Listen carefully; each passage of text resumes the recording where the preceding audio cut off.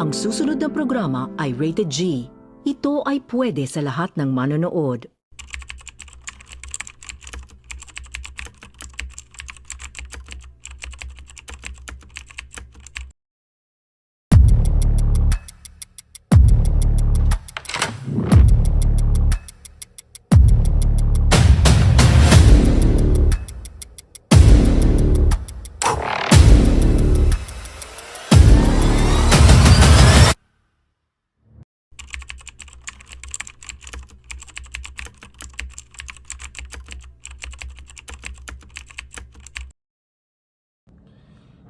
Pantawid gutom.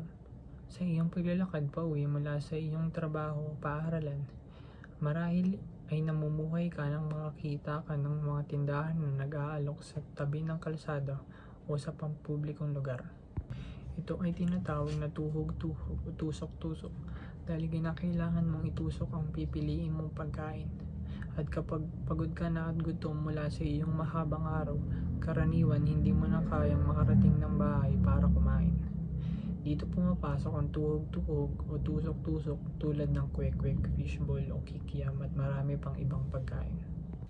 Ito ay kilala bilang student-friendly dahil mura lang ito, mabilis ang pampalipas gutom at abot kaya sa bulsa lalo na para din sa mga nag-iipon.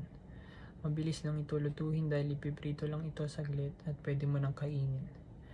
Pagamat hindi ito kompleto at malaman na kainan, nagbibigay ito ng ginhawa at kabusugan pagkatapos ng isang mahirap na araw.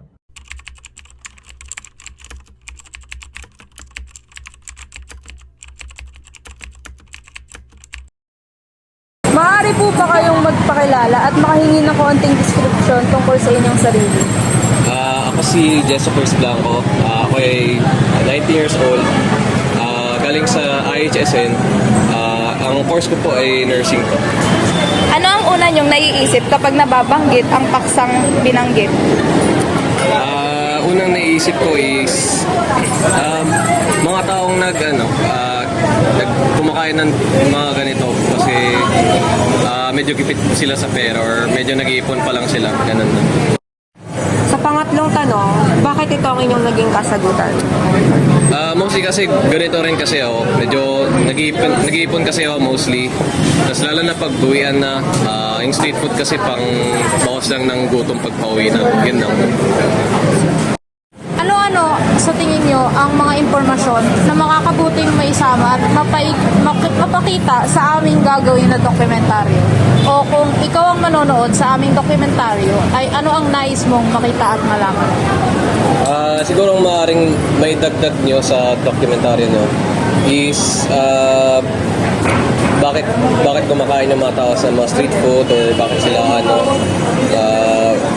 bakit sila nakahanap ng joy sa pag kumakain ng street food at gano'n na ayun. Bakit magandang ang mga bagay o impormasyon na iyong nabanggit ay maisama at matalakay namin? Sa tingin ko kasi may importante yung na-explore niya deeper yung everyday karanasan ng mga tao, especially mga estudyante na mga malalayo ang paaralan nila. At dahil nga dito, ito yung everyday na karanasan nila at mga norms nila na nagagawa nila kapag para lang makasurvive din lang sa eskwela, yun lang.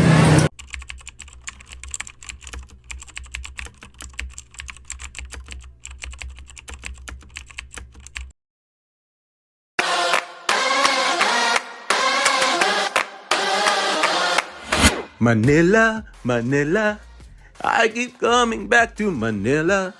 Pagdating sa street food, pandayo sadya ang Maynila. Classic street food, pagkain na pangokasyon, mga panghimagas, sulit na rice meals, pati kape. Meron lahat yan sa mga kalye ng Maynila. It's a beautiful day for a food trip. Let's go! Hey up, hey up, hey up. Atin na rin titimusan. Lechon Cebu, Yang Chow Fried Rice, 99 pesos lang. Yun no? Look at that lechon belly.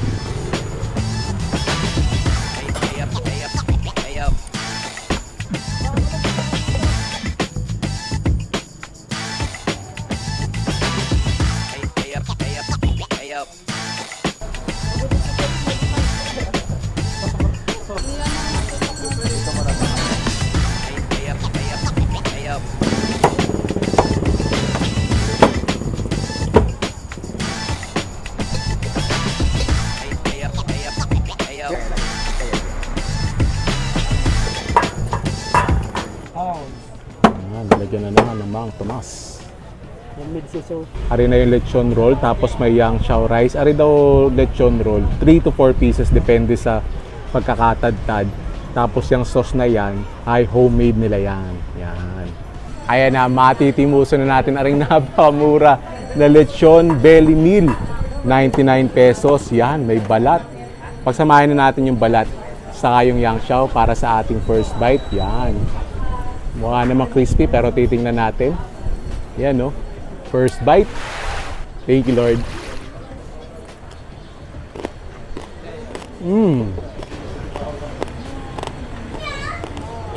Malutong, ha? Although may mga parts, konting parts na matigas, pero overall malutong yung balat. Tapos try natin to. Ay, malaki kagad. Laman sa kataba. Try natin with the yang chow din. Alam nyo, medyo mababa yung expectations ko dito. Kasi 99 pesos, lechon may yang chow fried rice. Pero, may laban to sa mga mga mas mahal na lechon belly. Solid to. Alam, bago pa lang sila, wala pa sila 2 weeks. Pero ngayon, kita nyo, ang dami ng tao. Kasi naman 99 pesos, makakapag-lechon ka na. Di mo na kailangan maghintay ng special occasion para makapag-lechon. Di basta may 99, panalo na. Okay, busog. Biglang nagutom. Panalo. Tapos yung pinakalaman niya, may mga spices lasa mo rin. Yan yung homemade sauce nila, masarap din Kasi sabi ko, may Mang Tomas, kinorek ako, homemade sauce, kaya pala ako kinorek. Kasi nga, piniplex nila yung homemade sauce nila na napakasarap din. Medyo may tamis ng konti, nag-complement sa lechon belly.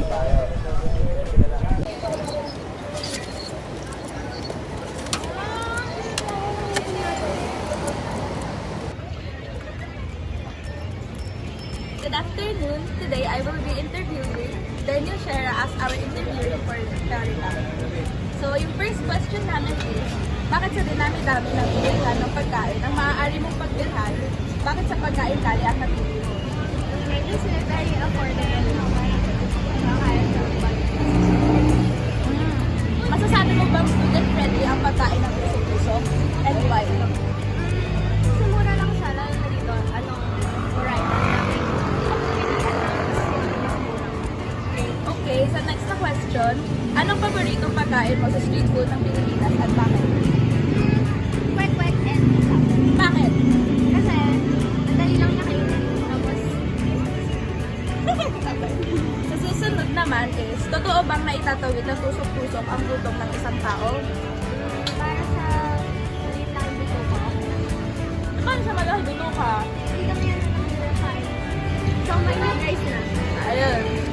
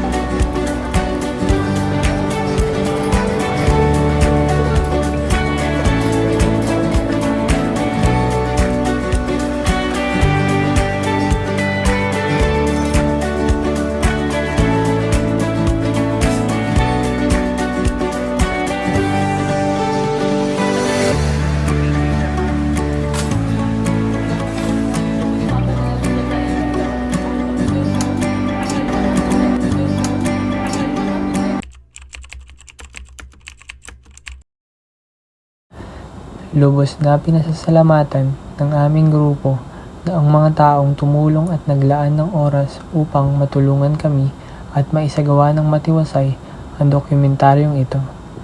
Nagpasalamat ang aming grupo sa Panginoong nagbigay at patuloy na magbibigay ng gabay at kaligtasan sa bawat daanan na aming tinahak sa proseso ng pagbuo ng dokumentaryong ito.